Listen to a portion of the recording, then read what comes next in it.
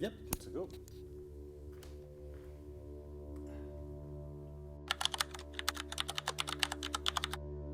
My name's Bobby Beattie. I'm strength conditioning coach here at Scottish Ballet. So this is my workspace here. So my job is getting the dancers physically prepared for everything they have to do in the studio and on stage for performances. And whether that's performance enhancement or injury rehab, yeah, it's a big role that we play here at Scottish Ballet to keep everyone fit and healthy. Dancers probably train around about 6 hours a day, pretty much. And the dancers here are Monday through Saturday, so they're 5 days a week plus a half day on a Saturday. So it tops out about like 30 hours a week that they're training. They'll usually start the day with class, which is them kind of building their way up, a kind of almost a warm up for the day. And focus on their technique, and then they'll have the rehearsals for whatever reps they've got on at the time. That could be a few things, so like right now they've got a few different reps at the performance, so it's quite tricky having to balance all those different things at once. And then on top of that, they've got their strength training that they'll do in the gym here. Usually those sessions are half an hour to an hour long, and dancers will do about maybe 2 to 3 a week if they can fit it in. So yeah, it's pretty intense. I think that's massive. Obviously to be able to recover well after such long and hard days, because they're on their feet a lot, they're working not only physically but mentally as well, to remember all the steps they have to do for each rep and all the different roles they'll have to play there as well. And with the physical work that they're doing here in the gym, it's vital that they look after things like nutrition, hydration, and obviously like how they're sleeping as well, I think is massively important. And just getting a consistent schedule of all of that stuff, I think is really important for them, so they're be able to prepare themselves both mentally and physically to get them in the best space possible. Yeah, I think there's a lot of research in sleep, and an interesting thing is they're ethically not allowed to do any sleep studies where people are deprived of sleep anymore because of just the amount of horrible stuff that happens to your body, both mentally and physically. So I think there's a lot of good evidence that if you aren't sleeping well consistently, you're more susceptible to injury. Your coordination is affected as well, which is obviously massive in the dance space here. And then mentally, like mental health will start tanking if you're not getting that consistent good sleep. So there's a lot of things, and I think that's why it's just such an important thing to get right. If you're getting less than 6 hours sleep a night, I think that's a problem. And obviously everyone usually says 8 hours, but yeah, definitely individualised. I think I'd always benefit when I get more sleep. If I'm getting around 9 hours sleep a night, then I'm in a really good place, and if I'm getting under 7, then I'm flagging. So yeah, definitely individualised. Tour in winter, going to Edinburgh or Aberdeen or whatever, they know that things are going to be disrupted, their sleep's going to be slightly different, but it's just almost like how you can adapt to that. Whether on tour you know that it's going to be late night performances, so you're going to be getting in later, maybe you sleep in a bit longer the next day, and the days, to be fair, the schedule usually reflects that. They'll have later starts on days after late evening performances. And nutritionally, like, it's all about preparation really. Dancers have got to look after their own nutrition when they're on tour as well, so it's just, we'll talk to them about making the right choices, making sure that they're not just going with really easy fast food type options and whatnot, because that's just so easy to do, and going away and preparing before they go away, meal prep, and making sure they're staying hydrated as well through the whole thing. Obviously when you're travelling, especially long haul, you're sitting a lot, your body gets tight, you get sore, so I'd focus on during the travel and after the travel getting up and moving around. If that's just say you're on a flight, getting up, walking back and down once every half hour or something can do wonders. Just stop you sitting there and getting all seized up and tight.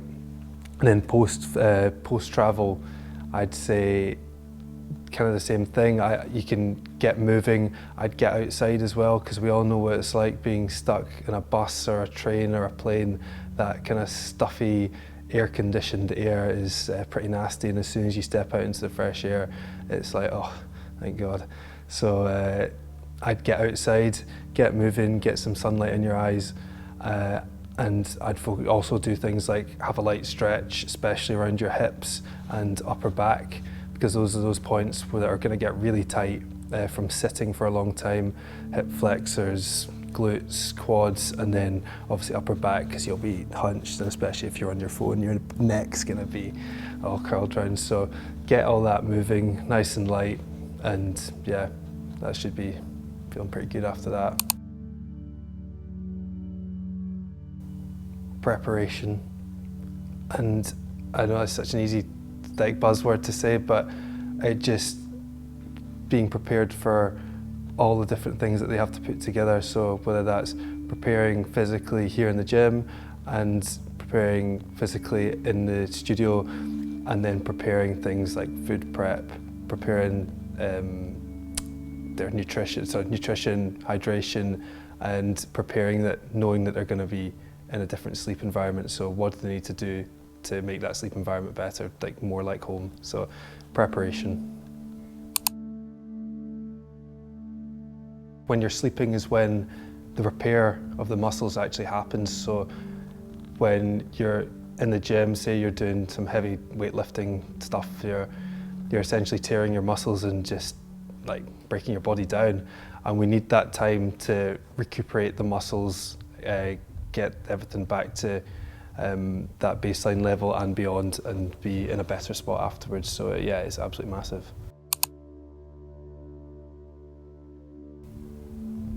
Try and gain good habits as soon as possible.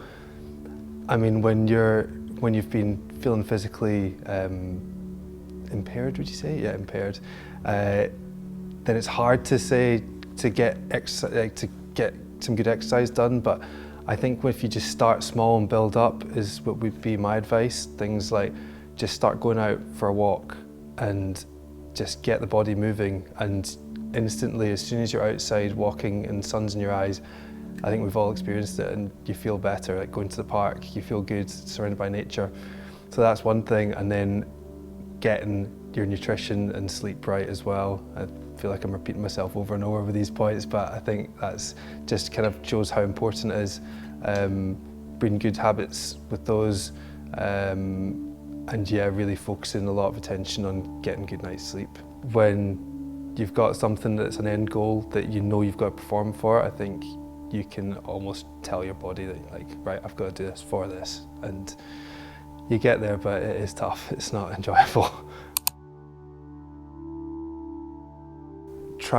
Again, it's when you're away, trying to keep consistent with your sleep pattern, because I think the sleep pattern is the main thing that throws you off. So again, if you usually go to bed at 10 o'clock, you'd maybe give yourself leeway a little bit, an hour or so, because if you say you are on holiday, I think that's fair enough. But I think trying to keep within like a percentile range of that, and not throw it off completely and be going out and partying all night and, and such, unless that's really what you want to be doing on holiday. But what that means to me is recovery strategies.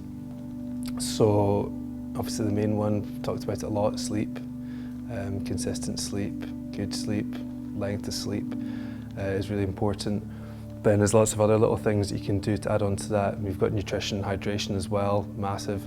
But there's lots of other little recovery strategies you can do, like active recovery, going out for a walk, going out for a cycle, getting on the bike in the gym here, going for a swim. And then there's things like saunas, cold plunges that are really popular these days, and they've got some pretty good backing evidence. So things like that. And then there's like some really like micro things as well, which would be like supplementation as well on top of it, if you're taking the right vitamins and minerals on top of everything else. And little things like just having a few minutes to relax, sit down, focus on your breathing, do some box breathing, really controlled breathing techniques, I think can be really helpful, especially in a pretty hectic job like they've got here at Scottish Ballet. I think it's important for dancers to just sit back and relax a little bit. I've played rugby for a number of years and I can never sleep after a game.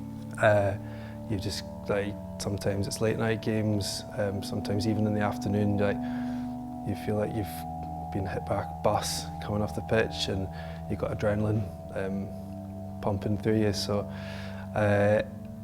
I've recently started, I go for a hot bath when I get back with Epsom salts, heats up my body, then cool down, and I'll combine that with like a little breathing technique thing that I'll do before I go to bed, and that really helps me just get back into that parasympathetic nervous system, gets that firing. So yeah, that's my little technique.